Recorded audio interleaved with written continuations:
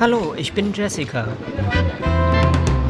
In meinem letzten Video habe ich euch mit Penang und Pangkor zwei Inseln an Malaysias Westküste vorgestellt.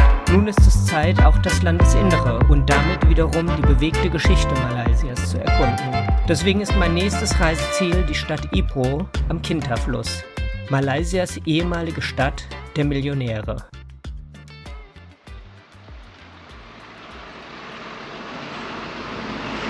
Ein weiterer Busbahnhof.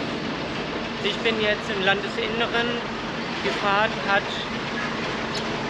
2 Stunden nur gedauert. Das war eigentlich echt okay für 1,50 €. Jetzt bin ich in Ipoh. Das ist eine alte Minenstadt. Also sie war mal früher die Stadt der Millionäre.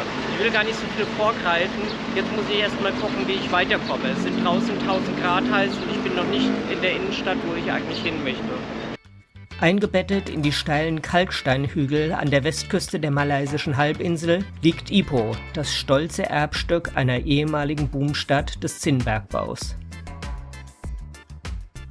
Die Hauptstadt des Bundesstaates Perak hatte zu Beginn des 20. Jahrhunderts ihre Blütezeit. Heute ist sie unter Malaysiern besser bekannt für ihre ausgezeichneten Restaurants, Straßenhändler und berühmten lokalen Gerichte. Wow, in dieser Ecke von Ipoh überbieten sich aber die Restaurants mit ihrer Fassadenwerbung. Alles chinesische Restaurants. Ich glaube, hier muss ich mich mal einen Moment aufhalten und mal alles ein bisschen auschecken. Als 1876 im Kinta-Tal reiche Zinnvorkommen entdeckt wurden, wurde Ipoh zur Stadt der Millionäre und entwickelte sich zu einer der größten Städte Malaysias. Hinter mir sieht man das Rathaus von Ipoh. Der Bau wurde 1914 begonnen, aber da begann auch der Erste Weltkrieg. Wegen Materialkosten und den hohen Arbeitskosten, die gab es damals auch schon, hat sich der Bau bis 1916 verzögert. Dann hat es eine gemischte Geschichte durchgemacht. Es war die Poststation, es war Gründungsort der nationalistischen Partei von Malaya, der ersten politischen Partei des Landes. Und ab 1948 war es auch eine Polizeistation. Übrigens gebaut vom gleichen Architekten A.B. Habeck wie auch dieses Gebäude, das sicherlich das schönste Gebäude von Ipoh ist. Es ist der Hauptbahnhof. Ipohs Lage als am tiefsten im Landesinneren liegende, mit dem Schiff auf dem Kinta-Fluss erreichbare Stadt machte Ipoh zu einem Umschlagplatz für Waren und einem Handelszentrum. Nur der Vollständigkeit halber. Das hier ist der Kinta-Fluss. Ich glaube ja leider nicht, dass diese Fischer hier wesentlich mehr aus dem Wasser holen als Plastiktüten und Plastikflaschen. Der Fluss sieht auf jeden Fall nicht mehr so aus, als wollten da noch viele Lebewesen drin wohnen. Scharen von Goldsuchern, viele von ihnen chinesische Einwanderer, kamen, um ihr Glück in den Minen zu finden und in der örtlichen Industrie zu arbeiten. Der Zweite Weltkrieg traf Ipoh hart. Alle Minen wurden geschlossen und überschwemmt. Und auch nach Wiedereröffnung ging die Zinnnachfrage im Laufe der Jahre stetig zurück und die Produktionskosten stiegen. Das ist der Ipoh Padang, also das Sportfeld von Ipoh. Und hier habe ich ein interessantes Schild gefunden. Perbuatan Taksopan habe ich nachgeschaut, das heißt ungebührliches Verhalten. Jetzt kann ich mir gar nicht vorstellen, dass hier Händchenhalten als ungebührliches Verhalten gilt, eventuell aber schon. Auf jeden Fall scheint hier eine Strafe von 1000 Ringgit drauf zu stehen. Das sind immerhin 200 €. 200 € Strafe für Händchenhalten. Gut, dass ich hier alleine unterwegs bin. Mit dem Richtigen wäre es mir das nämlich wert. Der Niedergang fand seinen Tiefpunkt, als im Oktober 1985 die Zinnpreise aufgrund von Kartelleinmischungen zusammenbrachen. Das war der letzte Sargnagel für die Minen, nur etwas mehr als 100 Jahre nach dem allerersten Zinnboom. Viele Einwohner von Ipoh zogen schließlich wie ihre Vorväter wieder aufs Land. Übrig geblieben sind einige prächtige Bauten im kolonialen Stil und in der großzügigen Stadtplanung lässt sich noch erahnen, dass man in Ipoh für 100 Jahre mal im großen Maßstab dachte.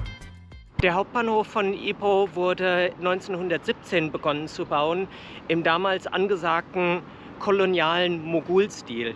Den erkennt man auch so ein bisschen an den Kuppeln, die auf den Gebäuden drauf sind. Das ist so ein Zeichen dieses Baustils. Man sieht ein bisschen, dass 1917 auch schon eine ganze Weile her ist. Innen ist der Bahnhof aber definitiv im 21. Jahrhundert angekommen. Und das Gute ist, man steht hier nicht ewig in der Schlange, sondern kann einfach mal hingehen und sich eine Auskunft holen. Ich wollte gucken, wie ich hier weiterkomme, aber die Verbindungen sind ein bisschen tricky. 10 Stunden über Nacht fahren, da muss ich, glaube ich, nochmal selber eine Nacht drüber schlafen.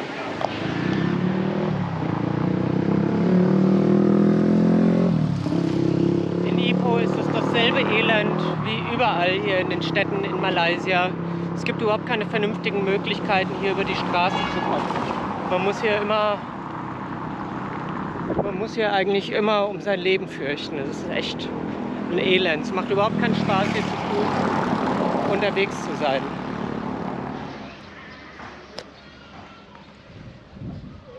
Ich möchte euch nicht nur zeigen, dass es 11:45 ist, sondern euch auch erzählen, dass dieser Uhrturm hier hinter mir ein Gedenkstein ist für den ersten britischen Gesandten, J.W. Burke, der hier ermordet worden ist. Burke wurde 1875 von Anhängern des malaiischen Häuptlings Dato Maharaja Lela mit einem Speer erstochen, während er im Badehaus seines Bootes SS Dragon war, das am Ufer des Perak-Flusses festgemacht war.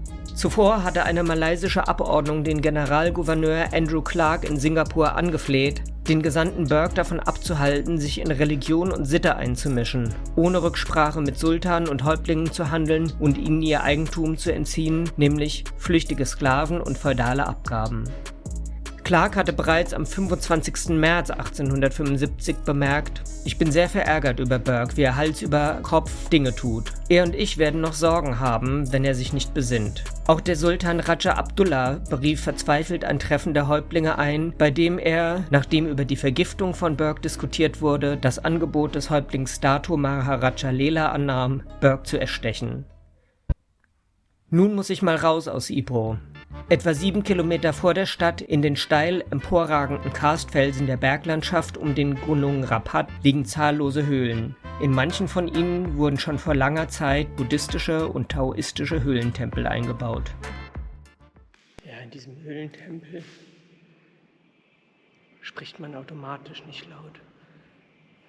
Und trotzdem fehlen einem hier so ganz viele Anhaltspunkte, weil man die kunstgeschichtlichen und mythologischen Hintergründe der Wandmalereien und der Figuren, die hier zu sehen sind, gar nicht so ohne weiteres einordnen kann.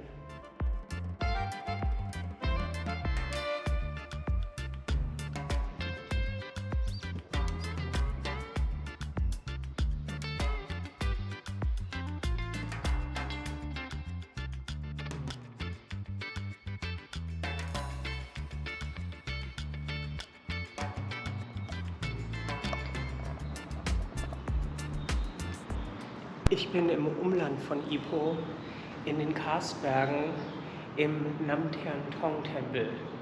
Das ist ein sehr alter Tempel. Ihr müsst euch vorstellen, wie viel hunderttausende Räucherstäbchen hier runtergebrannt sind in dieser Höhle, diesem Höhlentempel, bis der so aussieht, wie er aussieht. Ich habe das Räucherstäbchenlager gefunden. Aber es sind Räucherstäbchen von einem etwas größeren Kaliber. Hinter dem Namtern Tong Tempel gibt es noch den weniger bunten und kitschigen Sampro Tong Tempel. Aber wie so vieles in Ipoh ist der leider verschlossen und es gibt keinen Weg hinein. Es gibt auch kein Hinweisschild. Und es gibt hier ringsherum niemanden, den man fragen könnte.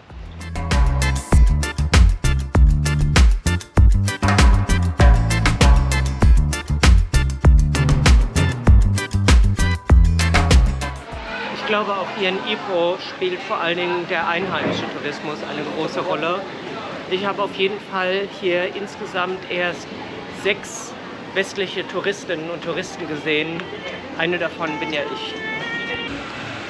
Hier in der Altstadt von Ipoh schlägt jetzt mal ein bisschen das touristische Herz mit allem, was dazugehört.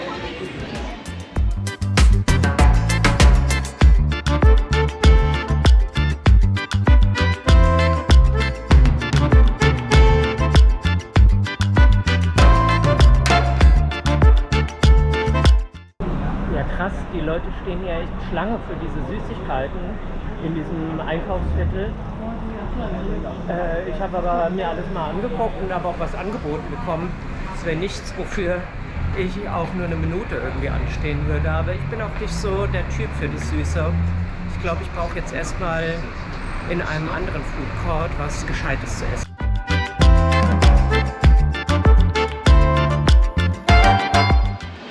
Es ist jetzt genau 12 Uhr mittags, das heißt die heißeste Zeit des Tages beginnt jetzt und die Temperaturen steigen jetzt weit über die 30 Grad.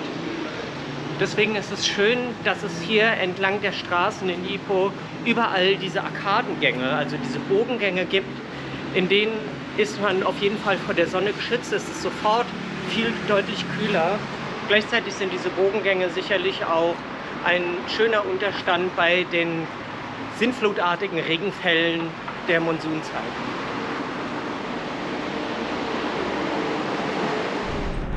Diese Fußgängerampeln sind hier ja auch immer falsche Freunde. Denn erstens sind sie aus und zweitens hält sich niemand dran und drittens kann man bei Rot laufen und bei Grün wird man platt gefahren. Ich bin jetzt in dem riesigen Einkaufszentrum Ipoh Parade in dem Food Court ganz oben. Jetzt habe ich ja schon ein bisschen über die Stadt Ipoh auch rumgemeckert, weil es so schwierig ist, sich hier durch die Stadt zu bewegen. Das macht eigentlich nicht so viel Spaß.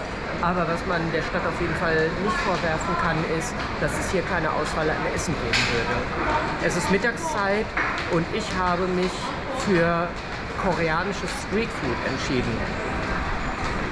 Fragt mich bitte nicht, was es ist. Es ist was mit Kimchi. Was ich am coolsten finde, das hatte ich bisher noch nicht, sind hier diese silbernen Stäbchen. Die haben zwei Vorteile. Erstmal kann man damit essen und danach kann ich noch einen Vampir damit erschießen. Ich habe einen Laden gefunden, wo man sich diese farbigen Kontaktlinsen kaufen kann, die ganz viele von den Mädels hier drin haben. Es gibt da mehrere zur Auswahl. Am abgefahrensten finde ich die komplett blauen oder sowas, die auch noch die Pupille größer machen. Wenn mir so Leute mit solchen Kontaktlinsen gegenüberstehen und ich irgendwie mit denen sprechen muss, dann kriege ich manchmal keinen Ton raus, weil das einfach absolut verstörend aussieht.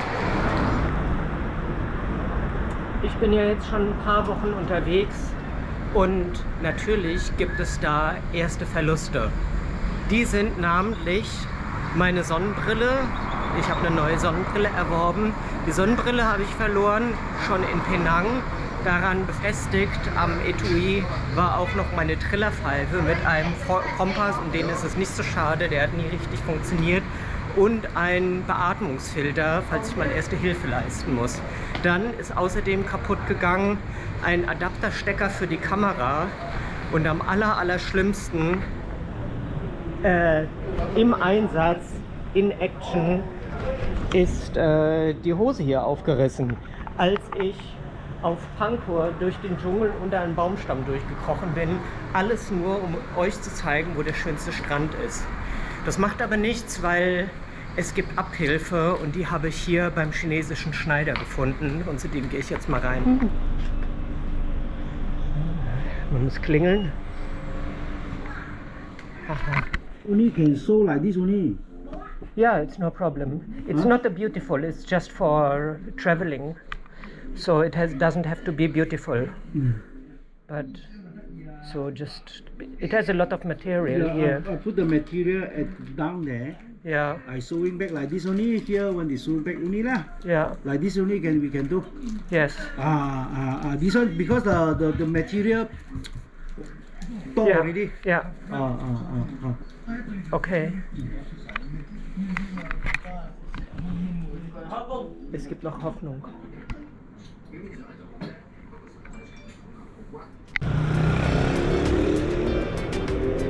Auch cool, hier in dieser Kfz-Werkstatt, hier gibt es eine VIP-Ölgrube. Da wird also der Ölwechsel für die VIPs gemacht. Da gehöre ich leider nicht dazu.